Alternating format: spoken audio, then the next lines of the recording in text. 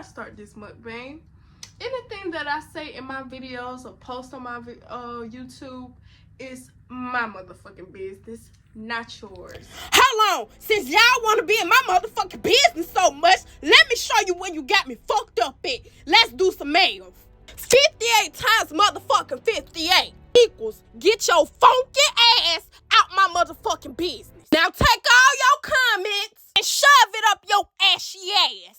You all in my motherfucking business, and your bald-headed ass baby don't even know who the fuck they seatbelt neck ass pappy is. Giving that baby a motherfucking daddy every motherfucking week. Ought to be ashamed of your damn self. Welcome back to my mukbang. Delusional at its finest. So y'all, I was gonna tell y'all a story time about how I had this ex, you know, and the relationship was really toxic. Like, it was so toxic, like it was like a cry for help type of relationship, you know. And it was like, I want you to care type of relationship between me and that person. I started going over his house, like, we were supposed to leave each other alone, and you know, it was to the point to where I cut off all my friends for this dude. Like, we had no friends. We stayed to ourselves. It was so toxic. We stayed to ourselves. We kept our business off of social media, all types of stuff. So it was this one time, like, it was like I would go over his house, you know, and spend a night. His mom didn't like me. I don't know why she ain't never liked me. I'm a good person. Like, okay, so I guess he was telling stuff or whatever what we had going on to his mom, and it was toxic, and I guess she didn't like it or whatever. So, you know, every time he told her that we talked, she would get mad and kick him out, or he would leave. I think he was being delusional, and he would leave the house if his mom didn't accept the fact that he was dating me. So after that, like, he'll make it seem like, oh, I got kicked out. But in reality, he left the house. Like, I was doing so much for this boy. Like, I was paying for stuff. I was, like, it was crazy. Like, I was coming out of my pocket. Like, I was 18 years old. I was so young, and I had no guidance. Like, it was to the point to where I was, you know, about to pay for stuff and get us into an apartment, and I was gonna pay for it, and he was gonna live there rent free. Like, I mean, my auntie wouldn't let me sit up there and do this type of stuff. You know, it's like when I went to my auntie house, it was like, I had more guidance. I had more structure.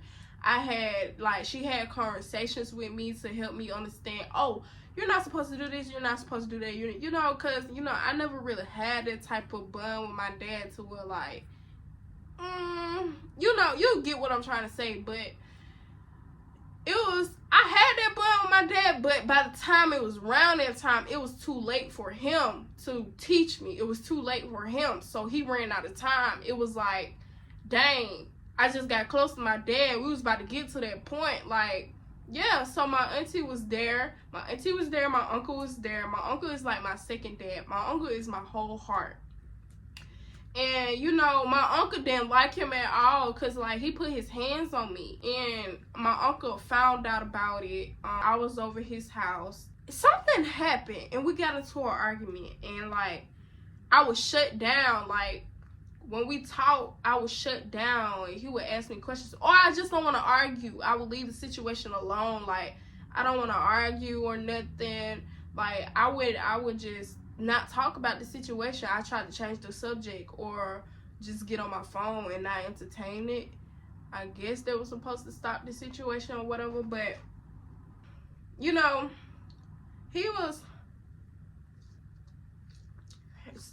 something was emotionally and mentally wrong with him. So it was like he went there all the way. So he will play me against people, and he will play people against me. Like, that's how bad it was. So, and I would have to explain myself. Like, it's to the point to where now I don't just even, you know, talk to people that really have that much clout, but have clout, but not so social media about themselves, because I don't want to be embarrassed, and I don't even mess with nobody for real. Like, I don't fool with nobody for real unless they bother me. You know, I don't pick on people or anything unless they bother me, or unless they send up the messing up my image. I'm not finna just let nobody bash me on social media, like, especially now. Like, now, oh no, I'm about to bash you. I'm about to take you down through there. Like, no. So I found something in his phone, and I don't even go through phones now, just cause simple fact of that. I found something in his phone, and it pissed me off. And I'm like, okay, I gave him back his phone. I ain't say nothing. I just got on TikTok. I ain't say nothing. I just got on TikTok. So he was like, talk to me. I'm like, no, I don't want to talk. So I'm just on my phone or whatever. So let me tell you, this dude, first off, his mom don't even know I'm in the house. Like, I've been staying with this boy plenty of nights, and his mom did not know I was there. So this boy goes to get a knife.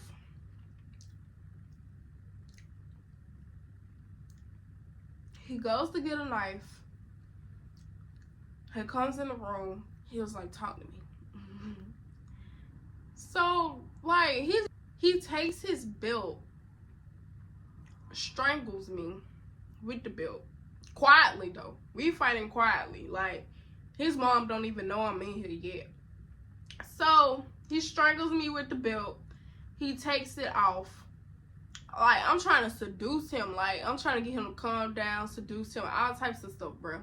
Like, I'm just trying to get him to stop. Like, I didn't know what to do. Like, I was scared.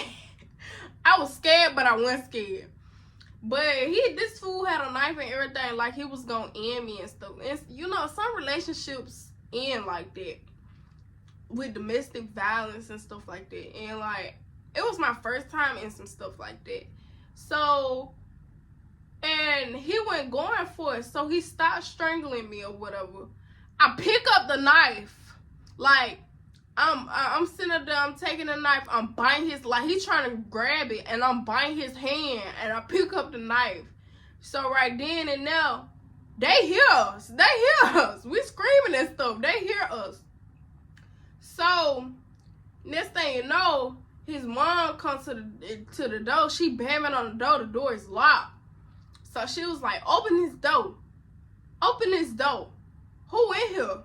So this fool puts the dresser in front of the door and just windmill on me. You know how bad I want a nigga to try me now? It's over for him. It's over. I'm not even playing. On my son, it's over. Any nigga put their hands on, or I would never let a nigga put their hands on me again.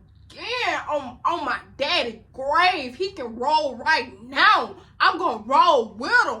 I would never in my motherfucking life let a nigga put his motherfucking hands on me. So he windmills on me. Like, this is my first time in a situation like this. I don't know what the fuck to do. Plus, I'm young. So he windmills on me. I'm screaming. So that was like, open the door. So he's just going in or whatever. So they ended up getting into the room or whatever. And then his mama was going off and stuff. She was like, why she here? And then she was like, get out. So his grandma came in. She was like, why this bitch here? All types of stuff, girl. I don't care. I said, I gotta get my stuff. She was like, girl, I don't care what you gotta get. So him and his mama going back and forth and stuff. So when him and his mama was going back and forth, he acted bad. Like, he was about to raise up on her. He like, what it is. So she was like, try it. She was like, try it.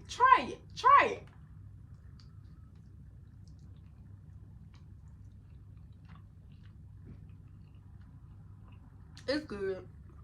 I think she went, I don't remember like that, but I think she went to go get something for him to fight him with.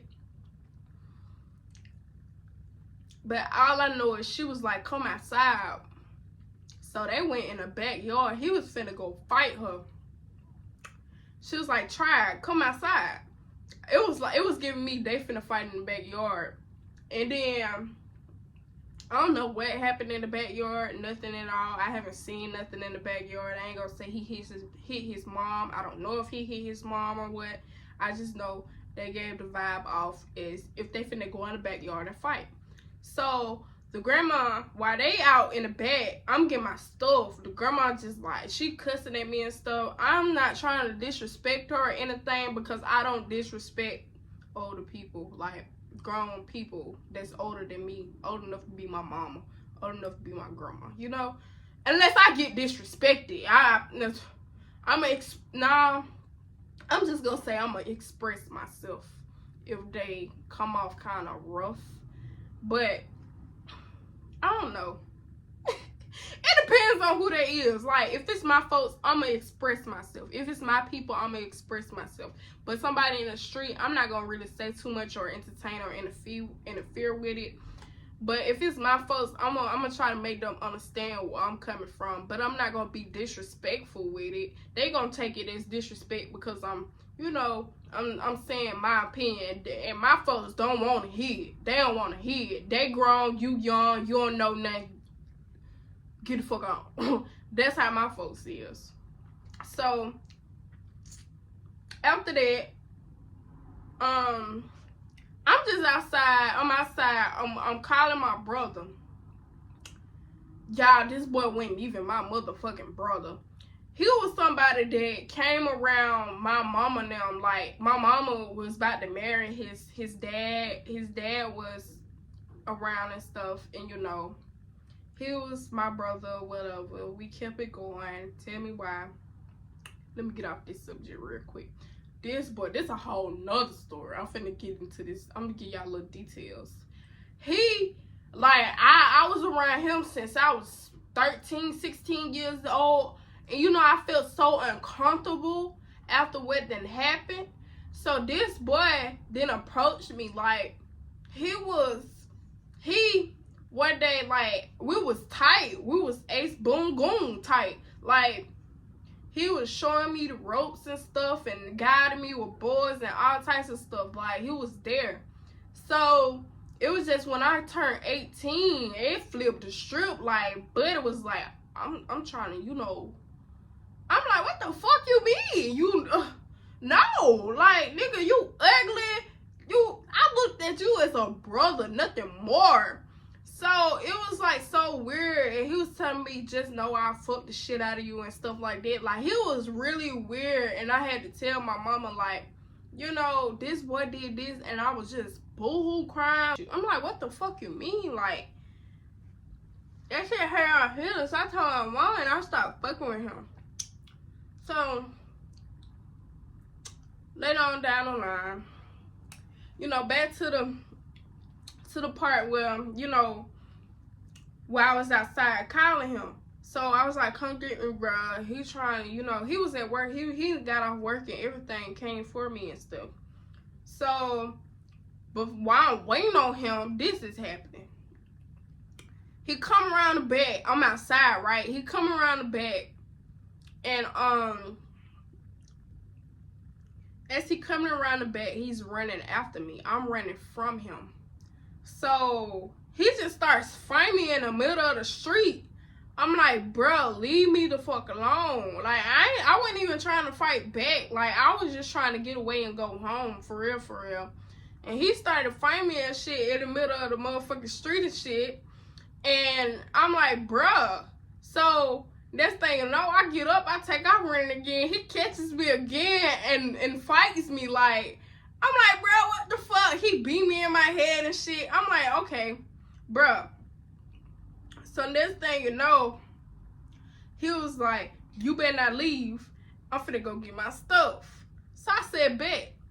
Tell me why I done called the damn police on this boy. I done called the police on this damn boy. Bruh, I I'm like, bruh. I'm like, bruh, I done told him everything, bruh. I done told the feds. It was my first time, bruh. It was my first time, bruh.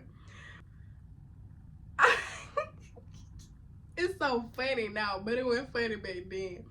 So after that, they was like, the police done pulled up and everything. I'm just telling them. So he comes, my brother there, I'm telling them, and my lip busted and shit. Like, I'm like, okay. So next thing you know, he goes, they take him with them, they charge him as a felony. Like, I ain't gonna tell y'all too much because y'all gonna know exactly who it was. So, you know, we was at the precinct. I told him everything. Like, I left. I'm like, I'm not dealing with bugs no more. Tell me motherfucking why. The second fucking day I was missing this damn dude. Delusional at its finest. I'm not even gonna hold you. I'm crying. I'm like, I'm upset. Like, I can't sleep, can't eat.